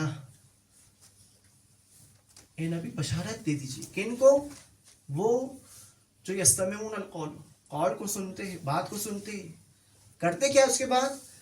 فیتبعون احسنہ, مختلف باتوں کو سننے کے بعد ان میں سے اچھی بات, سب سے بہترین بات کا چناؤ کرتے, اس پر عمل کرتے. بات کو سب سے پہلے سنتے ہیں اور پھر اس کے مطابق وہ عمل کرتے ہیں. آیت نمبر کون سا بتایا؟ سورہ زمر 17 اور 18 نمبر کی آیت ہے. 1,24,000 انبیاء ہے. نہ صرف یہ کہ دو نبی نے کوئی ایسی بات نہیں کی جو ایک دوسرے کے ساتھ ٹکرائے. دیکھیں انبیاء کے بعد میں تکامل آیا, ترقی آئی, کہ جو معارف و بیان کر رہے تھے, جو آخری نبی نے معارف بیان فرمائے وہ کامل ترین معارف, ان کے اندر تکامل آیا ہے. لیکن کہیں پر بھی ایسا نہیں ہے کہ ایک نبی کی بات دوسرے نبی کی بات سے ٹکرا رہی ہو. تمام تر انبیاء نے توحید کی طرف دعوت دی. کیوں؟ اور ایک نبی دوسرے نبی کی تصدیق کر رہا ہے. قرآن کی آیت ہے وَمُصَدِّقًا لِمَا بَيْنَ يَدَيْهِ. ایک نبی دوسرے نبی کی بات کی تائید کر رہا ہے کہ اگر اس نے خدا کی طرف دعوت دی ہے تو میں بھی اسی خدا کی طرف دعوت دے رہا ہوں جس خدا کی طرف موسیٰ نے دعوت دی تھی, جس خدا کی طرف عیسیٰ نے دعوت دی تھی. رسول خدا بھی آ کر اسی خدا کی طرف دعوت دے رہے ہیں. آقا صاحب یہاں پر تنسیخ شریعت کا حکم کیوں آیا پھر؟ ہاں, تنسیخ شریعت بھی تکامل کا حصہ ہے کہ بعض اوقات امتوں کا تکامل آخری زمانے کے پیغمبر کے آخری نبی کے زمانے میں امت اس فکری تکامل تک پہنچی, اس سوچ کے لیول تک پہنچی کہ ان کے سامنے شریعت مکمل طور پر بیان کر دی جائے, الیوم اکملت لکم دینکم. اس دن دین کامل ہوا. جس دن موسیٰ دین لے کر آئے اس دن کامل نہیں تھا, جس دن حضرت عیسیٰ دین لے کر آئے اس دن کامل نہیں تھا. رسول خدا جس دن دین لے کر آئے اس دن دین کامل ہوا. کب دین کامل ہوا؟ جب لوگوں کی سمجھ, لوگوں کا فکری سطح اتنی بلند ہو گئی تھی کہ ان کے سامنے کامل دین پیش کیا جا سکے. حضرت آدم کے زمانے میں وہ فکری سوچ, وہ فکری لیول نہیں تھا. حضرت نوح کے زمانے میں وہ سوچ کا لیول نہیں تھا. وہ حضرت ابراہیم, حضرت موسیٰ, حضرت عیسیٰ, ان کے زمانے میں یہ فکری لیول نہیں تھا. یہ آخری نبی کے زمانے میں لوگوں کے سوچ کا یہ لیول تھا کہ ان کے سامنے مکمل دین پیش کر دیا گیا. تو یہ تناسخ, تنسیخ بھی اسی تکامل کا حصہ ہے کہ جہاں پر آخری نبی نے آ کر مکمل دین پیش کیا. اور ان تمام تر انبیاء نے ایک واحد ہستی سے اپنے اس دین کو حاصل کیا. اگر مختلف ہستیوں سے وہ اس دین کو حاصل کر رہے ہوتے تو ان کے معارف بھی مختلف ہوتے. اس سائڈ سے بھی ٹکراؤ ممکن ہے کہ ہو سکتا ہے مختلف لوگوں نے مختلف ہستیوں سے, مختلف انبیاء نے مختلف ہستیوں سے اپنا دین لیا. نہیں, سب نے ایک ہی ہستی سے, سب نے خدا سے اس دین کو حاصل کیا ہے. قرآن کی آیت ہے سورہ نساء کی 82 نمبر کی آیت, وَلَوْ كَانَ مِنْ عِنْدِ غَيْرِ اللَّهِ لَوَجَدُوا فِيهِ اخْتِلَافًا كَثِيرًا. اگر غیر خدا کی جانب سے دین ہوتا تو موسیٰ کچھ کہتے, عیسیٰ کچھ کہتے. تمام انبیاء نے ایک ہی بات کہی ہے, واحد بات کہی ہے, اور ہر ایک نے خدا کی بات کو پہنچایا, کیونکہ ہر ایک نے ایک ہی ہستی سے دین حاصل کیا ہے اور ہر ایک نے اس اسلوب کو اپنایا ہے جو اسلوب بات سمجھنے کا ہے, بات پھیلانے کا, جو قرآنی اسلوب ہے. اور یہ سننا آسان کام نہیں ہے. ہم ایک ہمارے استاد تھے, وہ بیان کیا کرتے تھے کہ بچہ جب پیدا ہوتا ہے اس کو 1 سال لگتے ہے کہ وہ چلنا سیکھے, 2 سال لگتے ہیں وہ بولنا سیکھے, 50 سال لگتے ہیں کہ وہ خاموش بیٹھنا سیکھے. کہ کس مقام پر بولنا ہے، کہاں نہیں بولنا. خاموش اتنا آسان نہیں ہے. اور انسان اپنے افکار، اپنی سوچ، اپنی علمی سطح، اپنی پرسنالٹی، اپنی شخصیت کی پہچان کروا رہا ہوتا ہے اپنی بول سے، اپنے بیان کے ذریعے سے. اضافی بولنا، ایکسٹرا بولنا، غلط بولنا انسان کی پرسنالٹی خراب. تو یہ خود خاموش رہنا ایک ملاک ہے، ایک معیار ہے جو بیان کیا جا رہا ہے. حضرت موسیٰ یہ جو 40 کا بیان کیا جاتا ہے کہ بہت سارے ایسے مقامات ہیں جن مقامات تک رسائی حاصل کرنا ممکن نہیں ہے مگر یہ کہ انسان ریاضتیں برداشت کرے، سختیاں برداشت کرے. ان میں سے ایک سختی خاموش رہنا ہے، بالخصوص خواتین کے لیے. ہم اس حوالے سے بیان کریں کہ خواتین ذاتی طور پر بولنا پسند کرتی ہے، ورنہ وہ نہیں کہ وہ غلط بولتی ہے، الحمدللہ بہت اچھا ہی بولتی ہے، صحیح سے بولتی ہے. لیکن ذاتی خواتین کو بولنا پسند ہے تو اس میں میکسیمم کوشش ہماری یہ ہونی چاہیے، ہم سب کی یہ ہونی چاہیے کہ ہم صحیح بیان کریں، صحیح مقام پر جملہ بیان کریں اور صحیح طریقے سے اس جملے کو بیان کریں. اور یہ مکمل طور پر جو قرآنک ہیرمونیٹکس ہے، جو فلاسفیکل ہیرمونیٹکس ہے، اس کو رد کر رہی ہے. ایک تو یہ کہ ہولی بائبل کی طرح قرآن مجید کے اندر انحراف نہیں پایا جا رہا. اس کی وجہ یہ ہے کہ یہاں پر محافظ زندہ ہے. قرآن کی حفاظت کا ذمہ خود خدا اپنے عہدے لے رہا کہ اس کو سمجھنا ہے، سمجھانا ہے. ممکن نہیں ہے سمجھنا سمجھانا مگر یہ کہ ناطق قرآن آ کر اس کو سمجھائے. ہم اور آپ ایک حد تک اس کو سمجھ سکتے ہیں، لیکن اس مکمل سمجھ تک کون پہنچ سکتا ہے، اس کی گہرائی کو کون جان سکتا ہے؟ وہی جو قرآن ناطق، وہی جس کو سمجھانے کے لیے قرآن کے ساتھ ساتھ خدا متعال نے اطرت قرار دیا ہے. اطرت کے بغیر آپ اس قرآن کو نہیں سمجھ سکتے. اگر اطرت طاہرین نہ ہوتے تو قرآن بھی وہی اس کا سر انجام ہوتا جو سر انجام مسیحی اور یہودی کتابوں کا ہے، انجیل اور تورات کا ہے. تو قرآن کی حفاظت کی ہے انبیاء کے مبعوث ہونے، اور خود انبیاء کا مبعوث ہونا انبیاء کے معصوم ہونے کے لیے بھی ضروری ہے. یعنی وہ نبی، وہ امام اس قرآن کو ہم تک بیان کر رہے، اس پیغام ہم حق کو بیان کر رہے، اس ہدایت کو بیان کر رہے. اس ہدایت کو ہم کیسے حاصل کر سکیں گے؟ اس وقت ہمارے لیے اس ہدایت کو حاصل کرنا ممکن ہوگا کہ جب وہ معصوم ہوں. اگر وہ ہستیاں معصوم نہیں ہوگی، اگر ان کا بیان کردہ کلام معصومانہ کلام نہ ہوگا، ان کی بات معصومانہ نہ ہوگی، تو ہم ان کے کلام کو مان نہیں سکیں گے. اس سے نقض غرض لازم ہے. نقض غرض یعنی کیا؟ خدا نے انبیاء کو کس لیے بھیجا؟ ہماری ہدایت کے لیے. خدا نہ خاصہ اگر بالفرض انبیاء غیر معصوم ہوتے تو ان سے غلطیاں ہو پاتی. خدا نہ خاصہ وہ غلطیاں کر بیٹھتے. تو وہ جو ہمیں ہدایت کرنے آیا ہے اگر وہ بھی غلطیاں کرنا شروع کر دے تو ہماری ہدایت ہی کیسے ہو؟ لہٰذا ہدایت مکمل نہیں ہو پائے گی.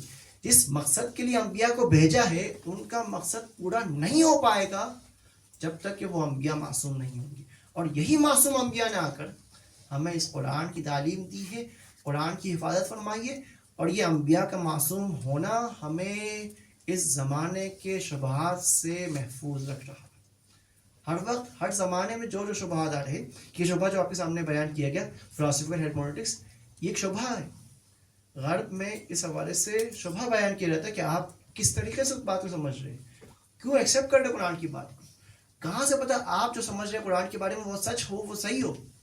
اس کے لیے ضروری ہے کہ کوئی آئے جو خود قرآن کو سمجھنے میں معصوم ہو اور پھر وہ ہمیں سمجھائے قرآن کے بارے میں. تب اس کی جو بات، وہ بیان، وہ معارف جو اہل بیت کے ذریعے سے، جو انبیاء کے ذریعے سے ہم تک پہنچیں گے، ان معارف میں عصمت پائے جانے کی وجہ سے ہم حقیقی معارف تک رسائی حاصل کر سکیں گے. خدا تعالیٰ کی بارگاہ میں دعا ہے خدا تعالیٰ ہمیں ان حقیقی معارف کو حاصل کرنے، خاموش رہ کر میں اپنی بات کروں، خاموش رہ کر ان حقیقی معارف کو حاصل کرنے، اس پر عمل کرنے اور نشر دینے کی توفیق عنایت فرمائے. صلی اللہ علیہ سیدنا محمد و آلہ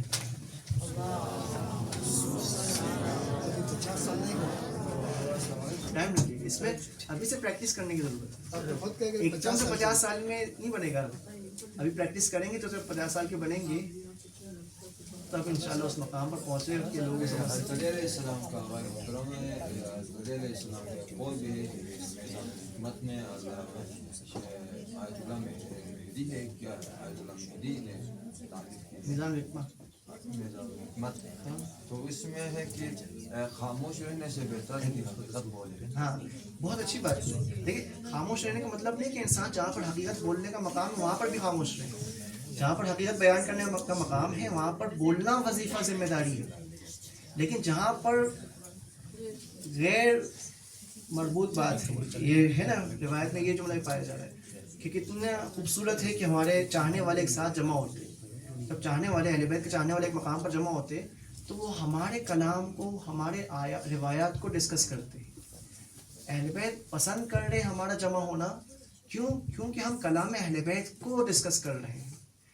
لہٰذا جہاں پر اصل یہ ہے کہ خاموش رہے تاکہ ہم حاصل کریں. لیکن جس نے حاصل کر لیا, آپ جیسا عالم بن گئے, اب آپ اپنے ملک میں واپس جا رہے, اپنے وطن جا رہے, اپنے شہر جا رہے, آپ جتنا عالم کوئی ہے نہیں, تو اب آپ کی ذمہ داری ہے بولے, آپ کی ذمہ داری کہ معارف پہنچائیں. اب اگر آپ نہیں بولیں گے, معارف نہیں پہنچائیں گے, تو آپ سے سوال ہوگا کہ آپ جتنا عالم ہوتے ہوئے بھی آپ نہیں بیان کر رہے, نہیں بول رہے. ایک اور اس کے اوپر ایک اور ہے جو آپ نے ابھی بتایا معصوم کے لحاظ سے.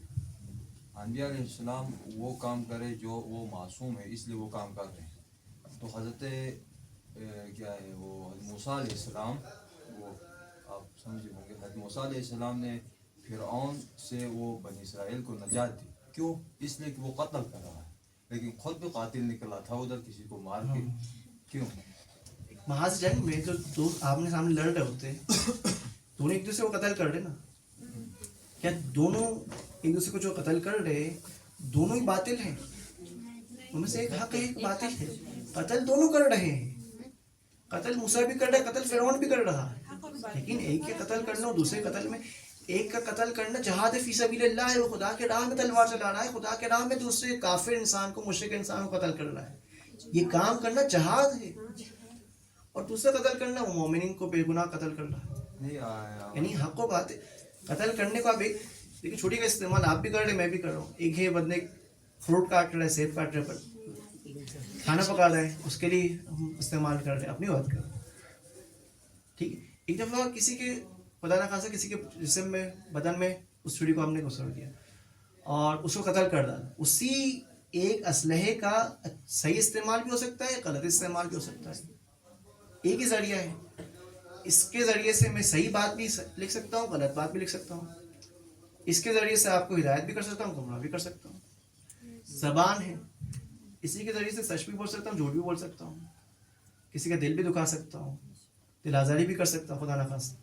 حضرت موسیٰ علیہ السلام نے پھر آگے جا کے توبہ استغفار کی, ہاں. اور فرعون نے اس کے اوپر تنقید کرتے ہوئے بھی یہی کہا کہ جناب آپ نے تو وہ جو آپ نے مطلب اپنے ساتھی کے اس پہ کیا کہتے ہیں, اس کے اوپر ساتھ دیتے ہوئے آپ نے اس کو قتل کی ہے. صحیح. میں حضرت موسیٰ کی کہانی بہت مزیدار ہے. ابھی ایران میں حضرت موسیٰ کی ڈاکیومنٹری فلم بن رہی ہے. مزیدار کس حوالے سے, حضرت موسیٰ خود ایک انسان کو قتل کر کے باہر نکلے تھے. ٹھیک ہے, وہ خوف کے مارے وہ توبہ کر رہے تھے کہ کہیں مجھے پکڑ نہ لے, جو حکومتی لوگ ہیں مجھے پکڑ نہ لے. یہی حضرت موسیٰ ہے. جب خضر کے ہمراہ ہو کر خضر نے آ کر اس بچے کا قتل کیا تھا تو موسیٰ نے اعتراض کیا. خود نے جب قتل کیا تو پھر کوئی بولنے والا نہیں تھا وہاں پر, اور جب دوسرا قتل کر رہے تو اس کو بول رہے, اعتراض کر رہے. قرآن میں یہ جو فَاسْتَمِعْ لِمَا یُوحَىٰ, یہ استماع کی آیت حضرت موسیٰ کے مخاطب قرار دے کر رہے, خداوند مطلع حضرت موسیٰ کو مخاطب قرار دے رہے. حضرت جوادی عمری ایک نقطہ بیان فرماتے ہیں کہ حضرت موسیٰ, اب وہ نہیں معلوم کس حد تک درست تھے, کہ حضرت موسیٰ بہت زیادہ بولنے والے تھے.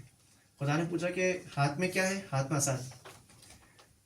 حضرت موسیٰ نے کیا جواب دیا, میرے ہاتھ میں عصا ہے, ایسی عصا کہ جس کے ذریعے سے میں اپنے بھیڑ بکریوں کو گھمایا کرتا ہوں, ان سے میں اپنے مختلف کام کیا کرتا ہوں.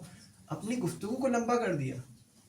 اتنا بھی جواب دے سکتے کہ میرے ہاتھ میں عصا ہے, لیکن اپنی گفتگو کو لمبا کیا.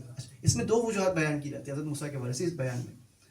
ایک تو یہ کہ بعض نے اس طرح بیان کیا ہے کہ وہ بہت زیادہ بولنے کے وہ تھے، عادی تھے، اور ایک دوسری وجہ جو بعض نے بیان کی ہے وہ یہ کہ حضرت موسیٰ گفتگو کر رہے تھے خدا سے، اس ذات سے جس ذات کے وہ عاشق ہیں۔ اب انسان معشوق اپنے عاشق کے ساتھ گفتگو کرنا پسند کرتا ہے، اپنی گفتگو کو لمبا کرنا پسند کرتا ہے، اسی وجہ سے انہوں نے اپنی گفتگو بھی لمبی کی، ورنہ وہ سمپل سے جواب دے سکتے کہ میرا ہاتھ نہ ہنسائے، وہ خدا ان سے وہ لینا چاہتا تھا، یعنی ایک طرح سے کہ تم اس کو دیکھ لو نا، یہ اسائی ہے نا، چیک کر لو اسائی ہے نا، کچھ اور تو نہیں ہے، پھر ہاتھ زمین پہ دیکھ اور پھینک کے دیکھو کیا بنتا ہے، اجزا بنتا ہے بعد میں، یعنی وہ ان سے وہ ایک وہ لینا چاہ رہے تھے کہ تم اس کی تصدیق کر لو نا کہ یہ اسائی ہے، اگر تصدیق کر لی تو اب اس کو زمین پر پھینک کے دیکھو، اجزا بن جائے گا، تمہارا ہی ایسا جسے تم نے ایکسیپٹ کیا کہ ایسا ہے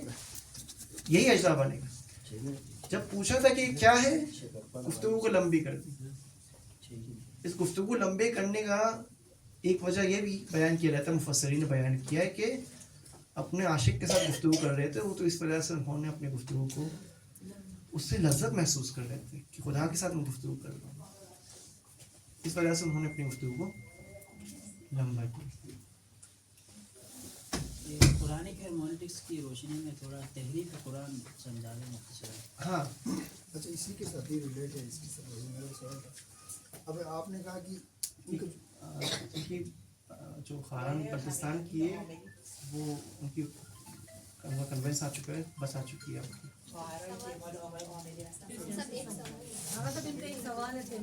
میں ان کا سوال جواب نہیں سنتا، جی فرمائیے۔ وعلیکم السلام۔ میرا سوال یہ ہے کہ حضرت خضر علیہ السلام نے اس بچے کو قتل کیا جی جی حضرت موسیٰ کے سامنے، جب اس بچے نے کوئی جرم کیا ہی نہیں تھا تو حضرت خضر نے اس کو کیوں قتل کیا؟ بہت اچھی بات۔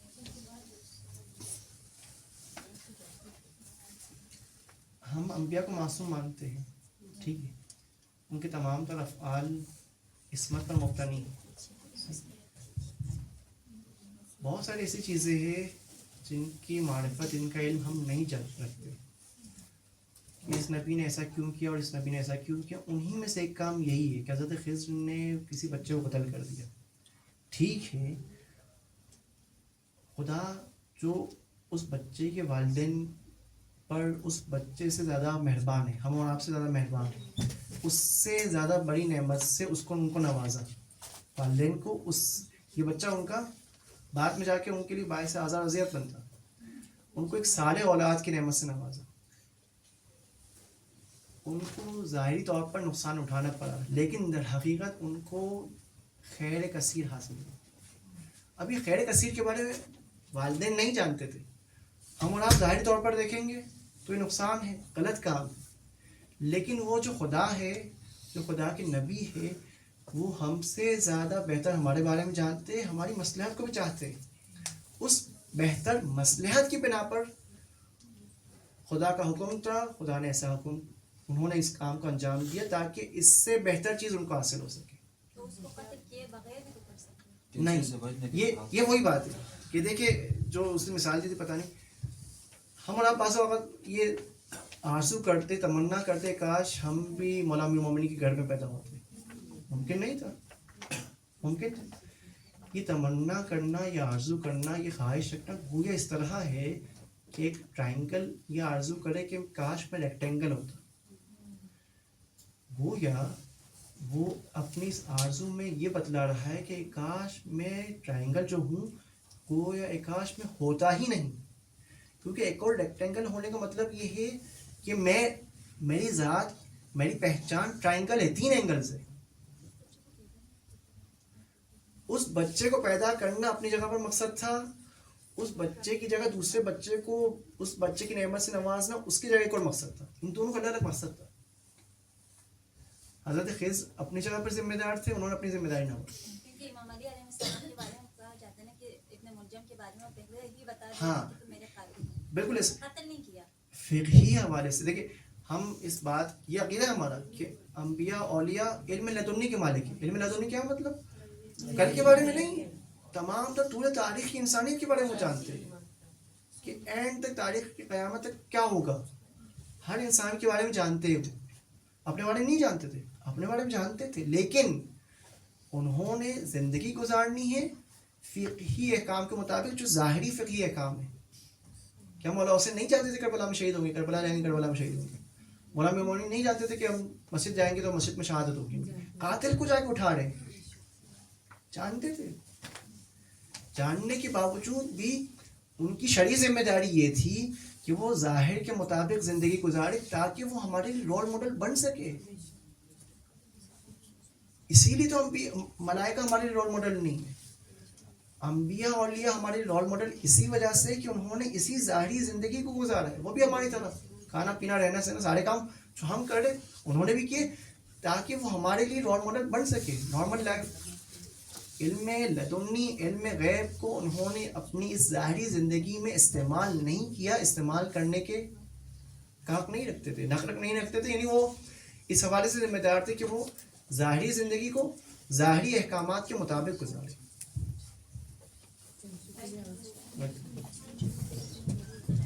جیسے آقا صاحب جیسے دنیا میں یہ ہے نا کہ کوئی جادو وغیرہ جانتا ہے تو دوسروں کے لیے اس پہ عمل کر کے دیتا ہے, خود اپنی ذات سے وہ نہ کبھی رئیس بنتا ہے نہ کبھی بنگلے کا مالک بنتا ہے. تو کہنے کا مقصد یہ ہے کہ وہ اپنے پہ ہی, جیسے آپ نے ابھی مثال دی امام علی علم نظری سے اپنے بھی. اس کا یہ مطلب نہیں کہ امام علی نہیں کر سکتے تھے, نہیں چاہتے تھے. ویسا وقت جادوگر شاید وہ نہیں کر سکتا ہو اپنے لیے.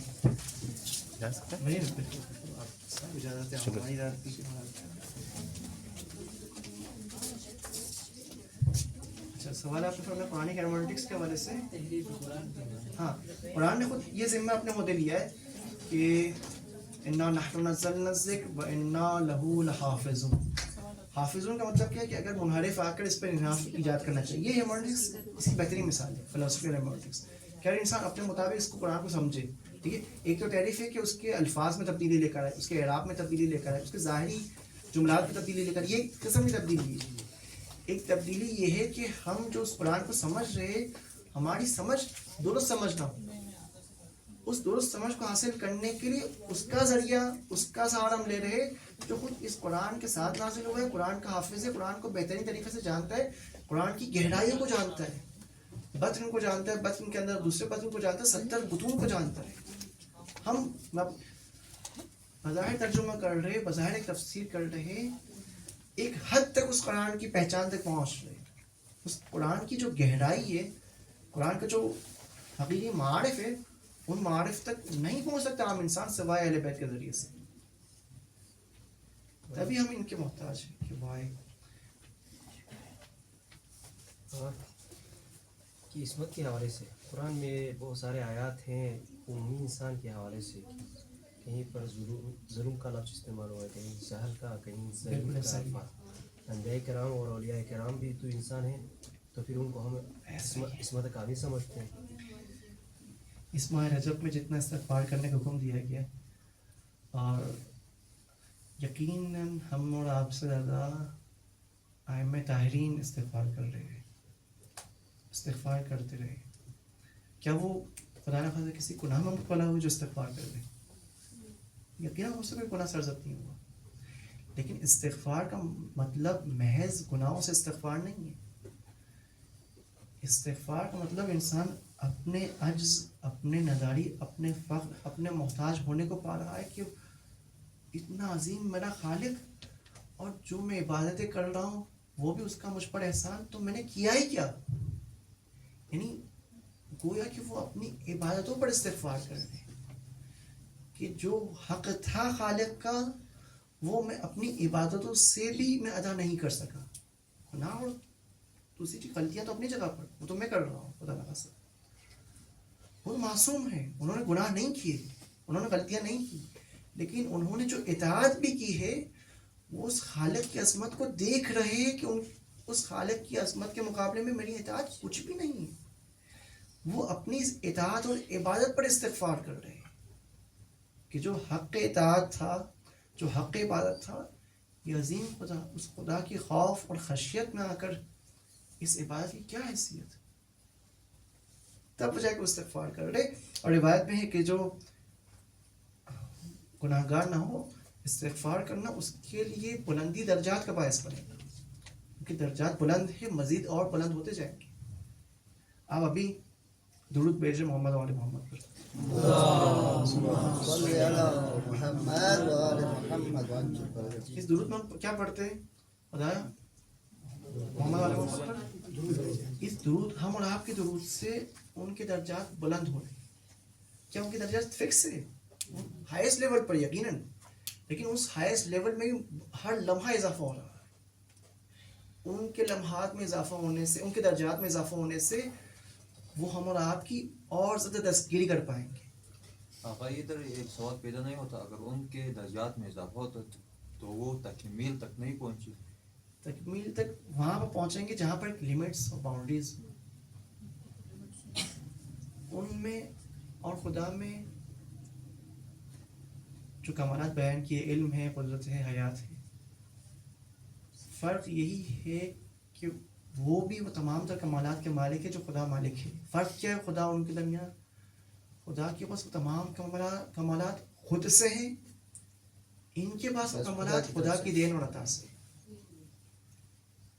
ان کا علم بھی لامحدود، ان کی قدرت بھی لامحدود، ان کے جمال اور کمال ہر چیز لامحدود. اب زیادہ جامع کبیرہ میں پڑھتے اتنے کمالات زیادہ جامع کبیرہ میں ذکر کیے کہ اہل بیت کے کہ اس خوف سے کہ کہیں مومن ان کو خدا نہ ماننا شروع کر دے، اس زیادہ جامع کبیرہ کے پڑھنے سے پہلے استغفار اللہ اکبر کا ذکر رکھا گیا کہ 100 مرتبہ اب اللہ اکبر کا ذکر پڑھے، پھر اس زیادہ جامع کبیرہ کو پڑھنا شروع کرے کہ کہیں اہل بیت کے کمالات کو پڑھ کے آپ ان کو خدا نہ بنا دیں. یہ خدا نہیں ہے. روایت کا جملہ ہے کہ جتنے بھی کمالات چاہو ہماری طرف نسبت دو سوائے الوہیت کے، ہم خدا نہیں ہیں. خدا ہونے کے علاوہ جتنے بھی کمالات چاہو ہماری طرف نسبت دے سکتے، اہل بیت کی طرف نسبت دے سکتے. تو پھر وہ وہ اکمل ہو گئے ہیں. ہاں، اب ان کے اندر جو درجات ہیں اضافہ پہ اضافہ ہوئے جاتے ہیں، کبھی رک ہی نہیں رہے ان کے درجات. ایک آپ نے اگر درجات روک دیے کہ رسول خدا کا ان کی رحلت ہو گئی، ان کی شہادت ہو گئی، تو ان کی درجات ادھر رکے نہیں، ان کی درجات میں ہر لمحہ اضافہ ہو رہا ہے. ہم اور آپ درود پڑھ کر ان کے درجات میں اضافہ کرتے، وہ ہم سے دستگیری کرتے، ہماری مدد کرتے، یعنی ہمیں ہی فائدہ ہوتا ہے. اسی زیادہ جامع کبیرہ کا جملہ ہے وَجَعَلَ صَلَوَاتَنَا عَلَيْكُمْ وَمَا خَصَّنَا بِهِ مِنْ وِلَایَتِكُمْ طِيبًا لِخَلْقِنَا وَطَهَارَةً لِأَنفُسِنَا وَتَزْكِيَةً لَنَا وَكَفَّارَةً لِذُنُوبِنَا. اہل بیت آپ پر درود و سلام ہماری طینت، ہماری جان کی پاکیزگی کا سبب بن رہا ہے. درود ان پر بھیج رہے پاک ہم ہو رہے ہیں، یہ ہمیں پاک کر رہے ہیں. کون پاک کرے گا؟ ہم خود سے تھوڑی پاک ہو سکتے ہیں. پاک یہی کر رہے، یہی ذوات مقدس ہستی ہے پاک کر رہے. ان کا ہم پر احسان ہے، ہر چیز ان کے ذریعے سے، ہر خیر ان کے ذریعے سے.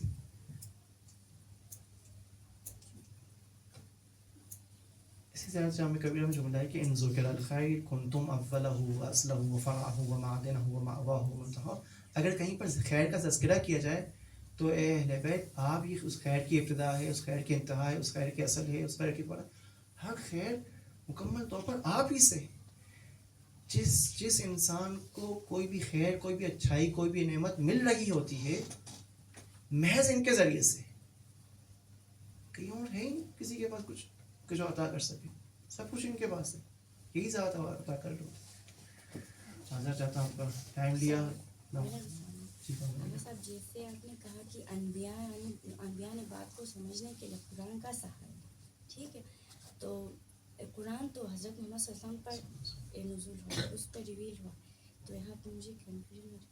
کیا کنفیوژن؟ قرآن تو حضرت محمد صلی اللہ علیہ وسلم پر اترا ہے، اس سے پہلے کہ انبیاء پہ جو دوسری جو کتاب وہ اترے، تو انہوں نے کیسے مطلب قرآن سے انہوں نے آپ کو جملہ مکمل نہیں ہو پا رہا، میں آپ کی بات نہیں سمجھ پا رہا، استماع کرنے کی کوشش کر رہا ہوں، نہیں سمجھ پا رہا. یعنی انبیاء نے بات کو سمجھنے کے لیے قرآن کو اپنایا، صحیح، یعنی قرآن سے سہارا ہے، ٹھیک ہے. تو قرآن تو حضرت محمد صلی اللہ علیہ وسلم پر نزول ہوا ہے، صحیح. تو اس سے پہلے دوسری جو کتابیں تھیں مقدس جیسے بائبل اور اس طرح توریت انجیل، ہاں صحیح، بالکل ایسا ہی. کوئی بھی انسان اس روز زمین پر طول تاریخ میں ہدایت سے خالی نہیں ہے. یعنی ایسا نہیں ہے کہ اگر انسان کو خلق کر دیا تو اس کو اسی طرح چھوڑ دیا. چاہے وہ اس طول تاریخ میں کبھی بھی انسان ہو, کسی بھی عصر میں ہو, کسی بھی مصر میں ہو, یعنی کہیں بھی زمانے میں ہو, کہیں کسی بھی مکان میں ہو, اس کو خدا نے ہدایت کر دی. اب اس کی ہدایت اس کے سوچ کے مطابق. رسول خدا کی آمد سے قبل, اس سے قبل جتنی بھی امتیں ہیں, حضرت موسیٰ کی امت, حضرت عیسیٰ کی امت, دیگر انبیاء کرام کی امت, ان کے ایک سوچ کا لیول تھا. اس کے مطابق جتنی ان کو ہدایت کی ضرورت تھی ان انبیاء کے ذریعے سے ان تک پہنچ گئی. بہت سارے ایسے انبیاء, دیکھیں 1,24,000 انبیاء ہیں جن انبیاء کے ہم اور آپ نام جانتے, میکسیمم شاید 150 ہوں گے. 1,24,000 انبیاء میں سے میکسیمم 150 کے نام ہم اور آپ جانتے ہیں. قرآن مجید میں 26-27 انبیاء کے نام آئے, روایت اور مختلف جگہ. بہت سارے ایسے انبیاء ہیں جن کا تذکرہ کہیں پر نہیں ہوا.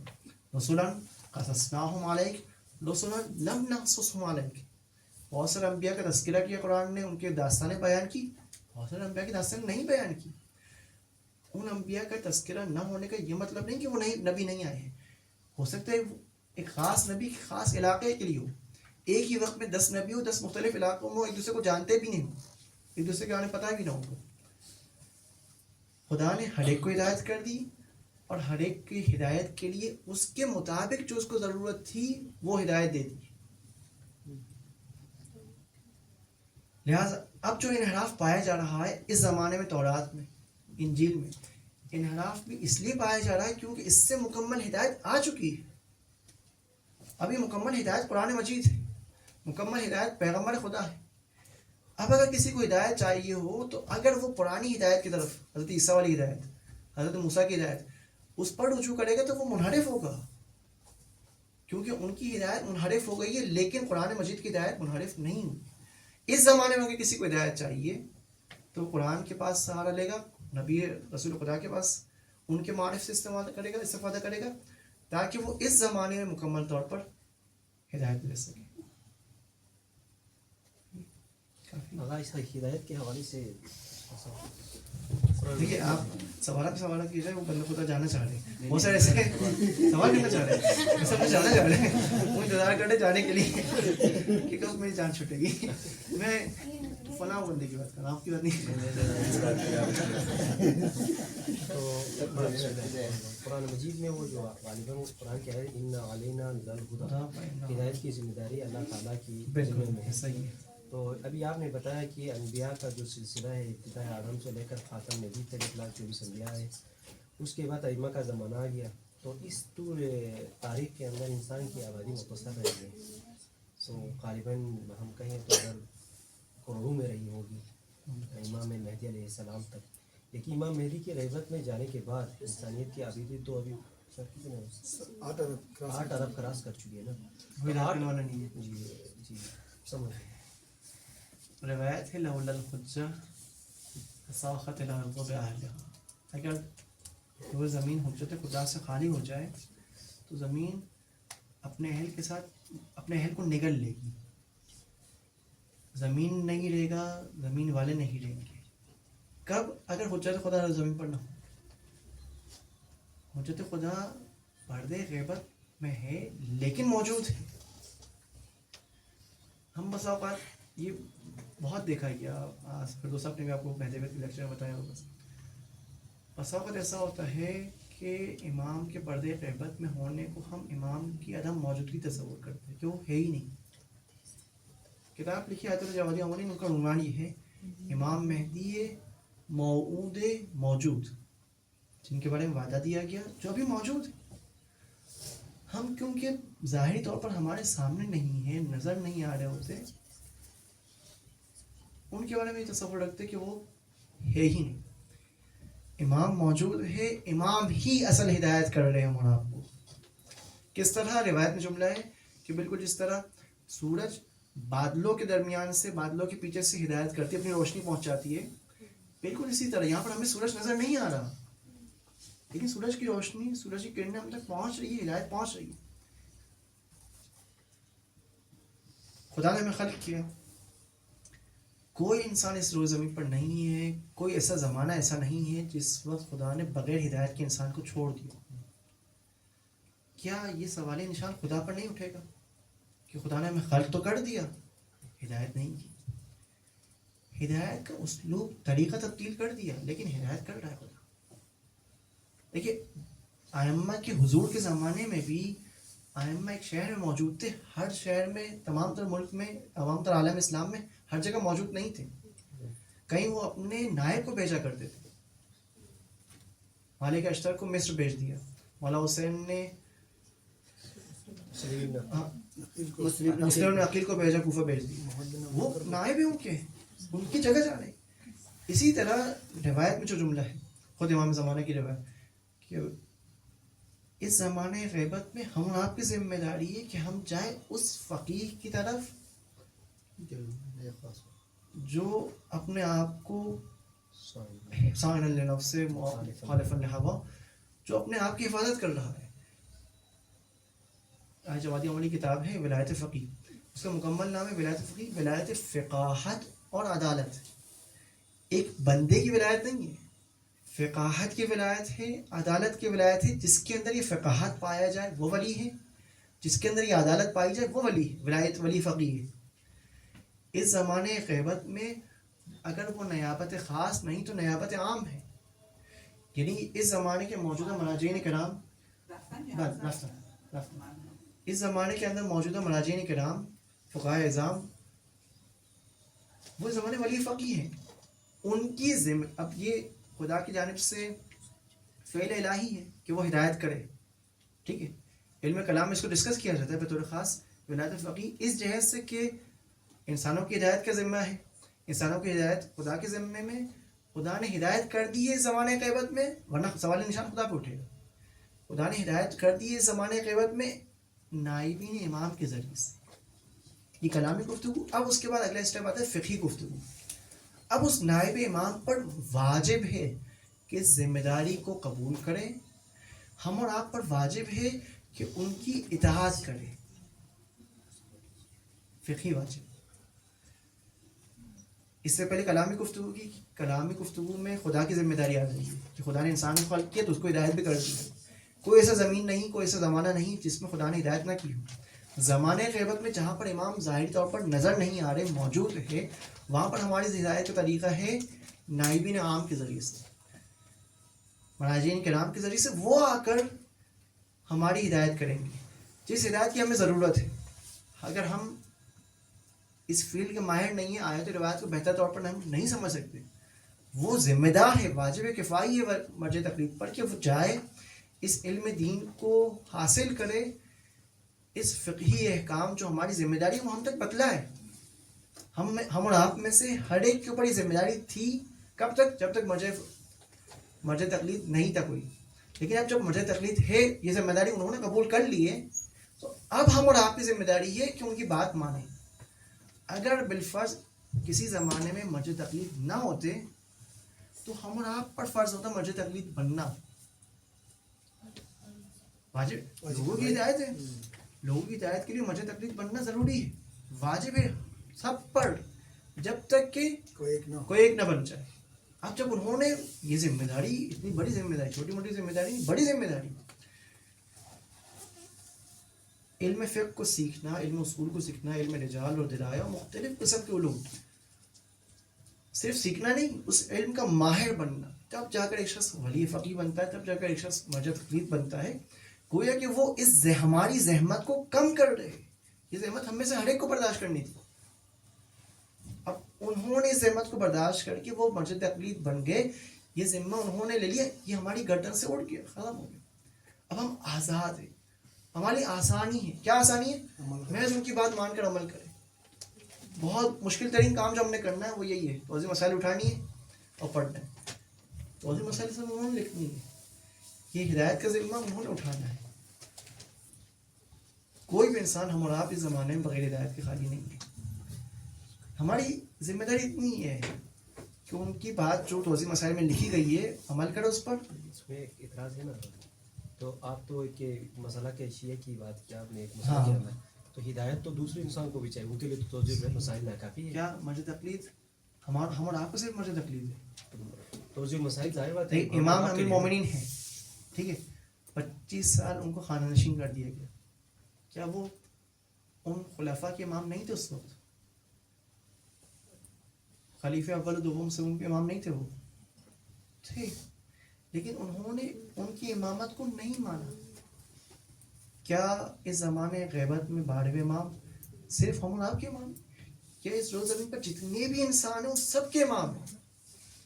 آپ ماشاءاللہ سے خوش قسمت ہے, آپ ان کی امامت کو مانتے, آپ ان کی اطاعت کرتے. بد قسمت ہے وہ جو اس ہدایت کو قبول کرنے سے ٹھکراتے, قبول نہیں کرتے. امام الجن والانس, امام الجن والانس, سارے انسانیت کے امام ہیں, جن میں انسان.